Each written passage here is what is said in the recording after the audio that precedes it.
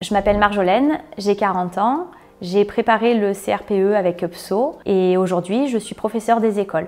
J'ai fait mes études d'ingénieur en agroalimentaire. J'ai suivi ce parcours sur les conseils de mes parents. J'ai travaillé pendant de nombreuses années en tant que responsable production et ensuite responsable qualité dans l'agroalimentaire. J'avais pensé depuis longtemps à devenir professeure des écoles. C'était un peu un rêve de petite fille. J'adorais former des jeunes. Lorsque je suis devenue maman et que j'ai dû me mettre au devoir avec mes enfants, ça a été un petit peu un déclic et j'ai fait énormément de recherches sur internet. J'avais besoin de trouver une formation, de trouver un accompagnement, une préparation au concours. Je voulais être à la maison au calme pour pouvoir travailler à mon rythme, mais quand même en étant guidée, en ayant des personnes derrière un écran ou derrière un mail ou avec le téléphone. J'ai choisi la plateforme UPSO car c'était possible de faire un financement par le biais du CPF. Ce que j'ai bien aimé chez UPSO, c'est que j'ai pu prendre des rendez-vous avec des professeurs particuliers à n'importe quelle heure,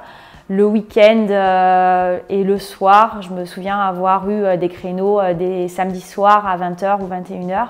Donc c'était super pratique au niveau organisation familiale. Ça m'a énormément aidée et ça m'a permis d'être beaucoup plus à l'aise au moment de l'oral du grand jour du concours. Dès que j'avais une question, je pouvais demander sur le chat de l'aide. C'était un gros plus parce que la moindre petite question, il y avait toujours une réponse derrière. Une fois qu'on obtient le concours, on devient donc professeur des écoles stagiaires. On est enseignant à 50% et sur le reste du temps, on est à la fac pour apprendre le métier d'enseignant. L'année dernière, en tant que professeur stagiaire, j'avais une classe de maternelle et cette année, en élémentaire, j'ai des élèves qui sont beaucoup plus grands. Le travail est complètement différent. Ils sont très curieux, ils ont soif d'apprendre, ils veulent toujours en savoir plus. Si j'avais des conseils à donner ou quelqu'un qui hésite sur une reconversion, il ne faut pas avoir peur de tourner la page. Si on a une petite envie au fond de soi de vouloir aller quelque part, il faut y aller et puis on n'a rien à perdre en fait.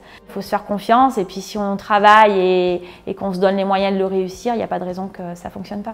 Changer de métier à 40 ans, je pense que c'est du bon aussi parce qu'on a du recul, on a plus d'expérience, on a plus de maturité et c'est bénéfique dans tous les domaines. Aujourd'hui, je peux dire que je suis pleinement épanouie avec ma classe de CE2, CM1. Je me régale dans ce que je fais. C'est un vrai bonheur d'aller à l'école tous les matins en fait et de retrouver mes élèves. Chaque journée est super enrichissante. Partir en sortie et de voir des paillettes dans leurs yeux et de voir leur sourire le matin, c'est super valorisant et voilà, je me sens utile et j'ai vraiment l'impression de leur apporter des choses, des choses simples mais des choses qu'ils n'ont pas forcément chez eux.